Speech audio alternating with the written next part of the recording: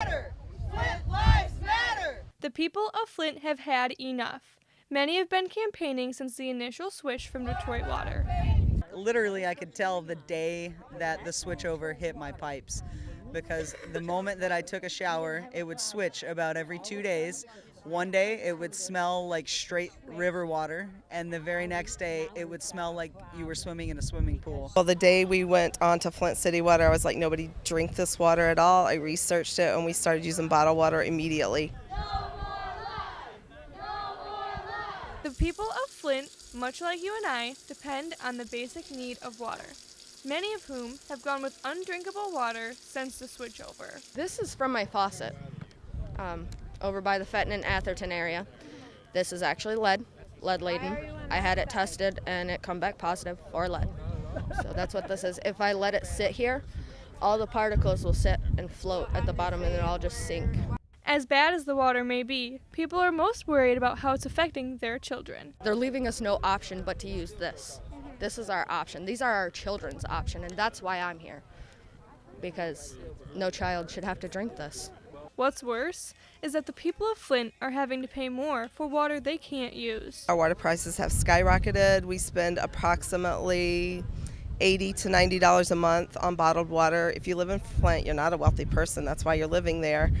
And then to find out there was lead, I mean, we were still making ice cubes from it, and I feel really guilty that my kids have been exposed to lead for about 18 months now. For some, the actions that the government has taken are just not enough. That infrastructure is still there. The problem is still there. Part of the solution is because we can't keep putting bad water in there and think we're going to get good results. So we got to get good water. That's the first thing. But we got to fix the infrastructure. We got to fix the pipe. And we got to fix the damage that has been done to the citizens of Flint, Michigan. I drank it for a while, unfortunately. You know, when the state said that the TTHM level was under control, I believed them, you know, and thank God I never let my child drink the water. I used bottled water for the last 10 weeks. But a lot of other people took them at their word, and, you know, that's just not acceptable. The outcry of the people lasted for months. They were waiting for someone to listen. The Baker family is no stranger to tragedy, as are all the other families living in Flint.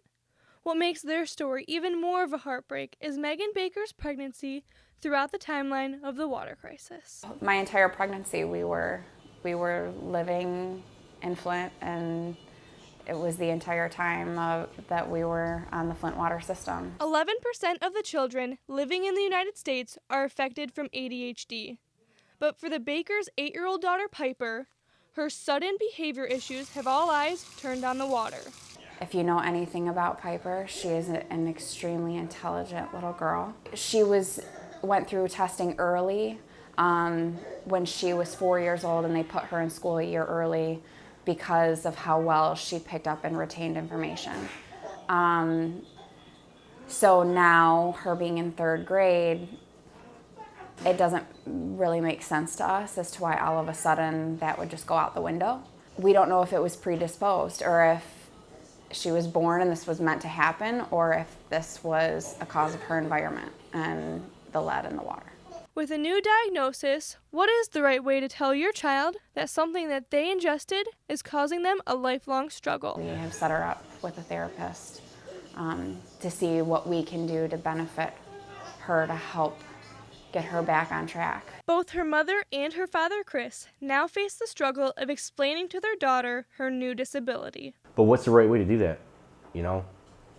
How do you tell your kid there's something wrong with you and it's not your fault? Bringing home a new baby from the hospital is always very stressful on the parents.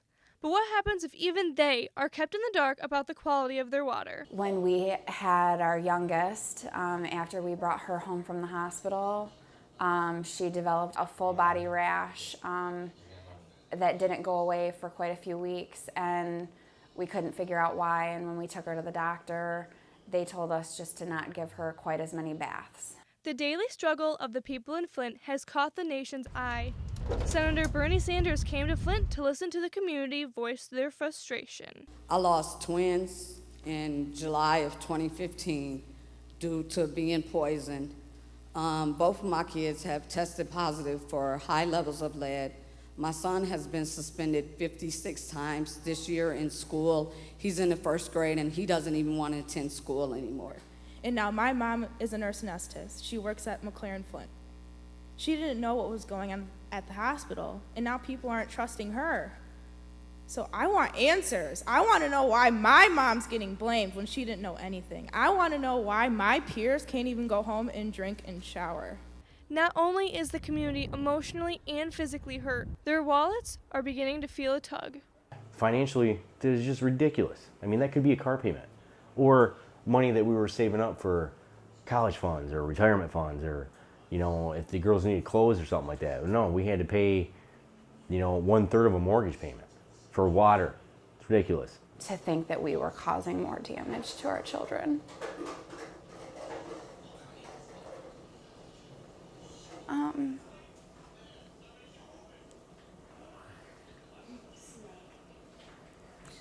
But really, the biggest and scariest thing is just not knowing. For almost 2 years, Flint families have had to deal with the unimaginable. All they want is the answer, and the answer is just one of the many things they can't get. The arrival of the president brought on many emotions, some very angry, and others patiently waited for a glimpse of their commander-in-chief. President Obama was met by Governor Snyder and Mayor Karen Weaver with the touchdown of Air Force One. As a shocking surprise, Governor Snyder spoke for the first time in front of the Flint community. We have a short-term water crisis that needs to be repaired.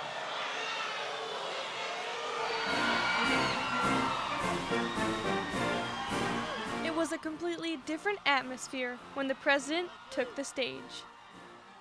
After fending off a feisty crowd, the president made a bold statement by drinking Flint water. I really did need a glass of water. This is not a stunt. You need to have a filter installed and use that filter. And if you do use that filter, then the water is safe to consume for children over the age of 6 and who are not pregnant. Now, hold on a second. Don't just start shouting. As the president continued on about the country's crumbling infrastructure, the very roof that he was under began to leak. So we underinvest in pipes underground. We underinvest in bridges that we drive on, and the roads that connect us, and the schools that move us forward.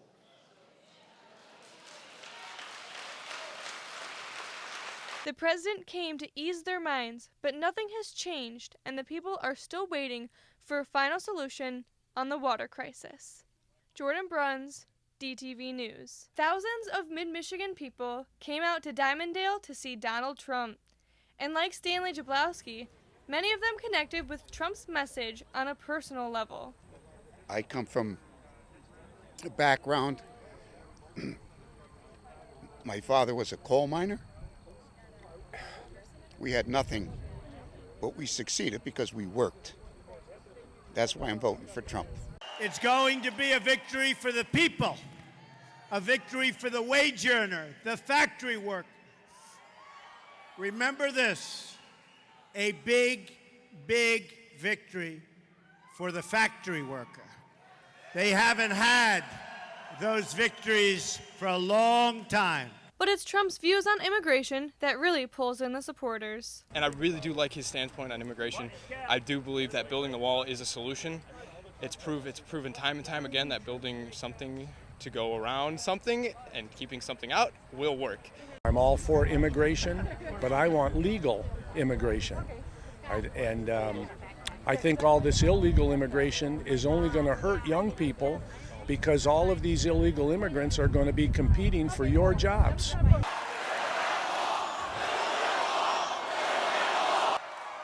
Our border will be protected and our children will be safe. Very, very safe. And of course, he stuck with one of his most controversial platforms, to keep immigrants out. And we will build the wall. Don't worry about it. We will build the wall. Among the many other platforms that Trump has set, he has also reached out to the African American voters. Look how much African American communities have suffered under Democratic control. To those I say the following: what do you have to lose? 58% of your youth is unemployed. What the hell do you have to lose? And his boldest statement of the night was this guarantee. And at the end of 4 years, I guarantee you that I will get over 95% of the African American vote. I promise you. Jordyn Bruns, DTV News.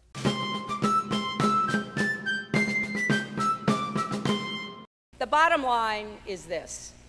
I'm running for president to build an economy that works for everyone, not just those at the top. A victory for the wage earner, the factory worker.